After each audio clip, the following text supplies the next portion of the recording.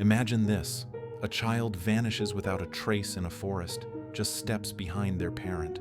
Search dogs can't pick up a scent. Helicopters find nothing.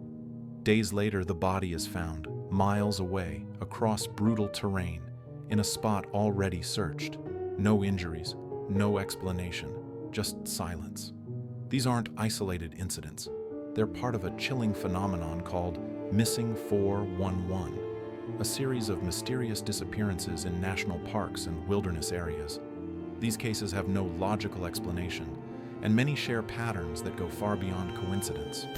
Today, we're diving deep into 5 of the most chilling Missing 411 cases ever recorded, and what we uncover may make you think twice before wandering too far into the woods. The case of Jared Atadero, October 1999, Colorado's Comanche Peak Wilderness. 3-year-old Jared Atadero joined his sister and a church group for a nature trip. His father, Alan, stayed behind at the visitor center. At some point, the group allowed Jared to walk ahead on the trail. Moments later, Jared was gone. The search began immediately. Hundreds of volunteers, trained trackers, helicopters, and scent dogs scoured the area for days. Nothing.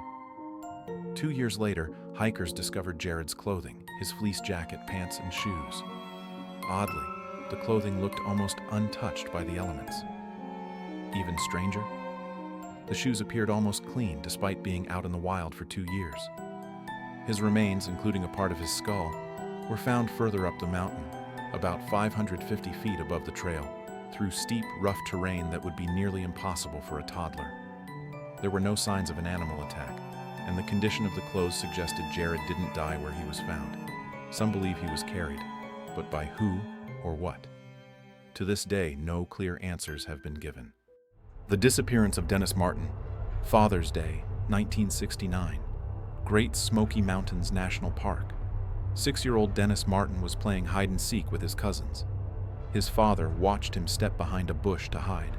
Seconds later, Dennis was gone. He never came out. The search was massive. Hundreds of park rangers, volunteers, and even the U.S. Army's Special Forces, the Green Berets, joined the effort. But not a single trace of Dennis was ever found. No footprints, no torn clothing, nothing.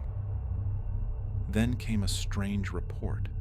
Another family several miles away said they heard a loud scream and saw a rough-looking man running through the woods with something over his shoulder.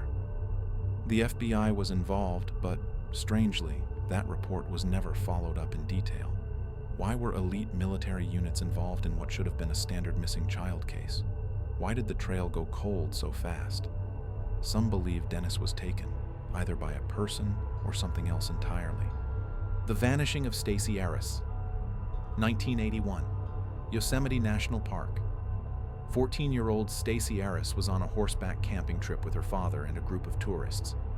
When they reached their cabin site, Stacey told her dad she wanted to walk to a nearby lake with one of the older men from the group. She was wearing boots and carrying a camera. The man sat down to rest while Stacey continued ahead alone. She was never seen again. Search teams combed the area immediately. Stacey had only walked a short distance from the cabin, maybe a few hundred yards. Her camera lens was found on a boulder, but there was no sign of her body, her clothes, or any clues. What makes this case especially strange is how quickly she disappeared in an open area where visibility was clear. She didn't vanish in dense woods. She was just gone. To this day, no trace of Stacey has ever been found. The case of Dior Kunz Jr., 2015. Timber Creek Campground, Idaho. 2-year-old Dior Kunz Jr. went camping with his parents and grandfather.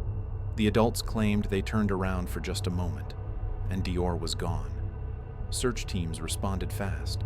Dogs picked up nothing. Helicopters scanned the area. Divers even checked nearby water. No trace of Dior.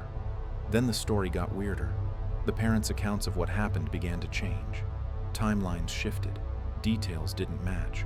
While some suspect foul play, others believe the case fits the disturbing patterns seen in Missing 411. No signs of struggle, no tracks, no remains. It was like the earth swallowed him up. Years later, Dior is still missing, and the mystery only deepens. The unexplained patterns.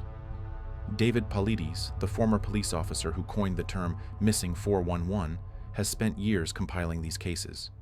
He noticed strange patterns that show up again and again. Victims often vanish near water, cliffs, or boulder fields. Many disappear just a few steps away from companions. They're often found uphill, in areas physically impossible to reach, especially for children. Clothing is removed or found folded. Search dogs can't pick up a scent. The bodies, when recovered, are in areas that had already been thoroughly searched. One of the most disturbing aspects: the National Park Service doesn't keep a centralized list of missing persons. Paulides had to file Freedom of Information Act requests just to get basic data. Why isn't this being tracked? Why the silence? Some say these are just tragic accidents, people getting lost, suffering from hypothermia or animal attacks. But when you look deeper, the patterns become impossible to ignore. People are disappearing in ways that defy logic. And the more we ask questions, the more doors seem to close. Was it human error? Foul play? Or is there something else lurking deep in the wilderness? You decide. Let me know in the comments.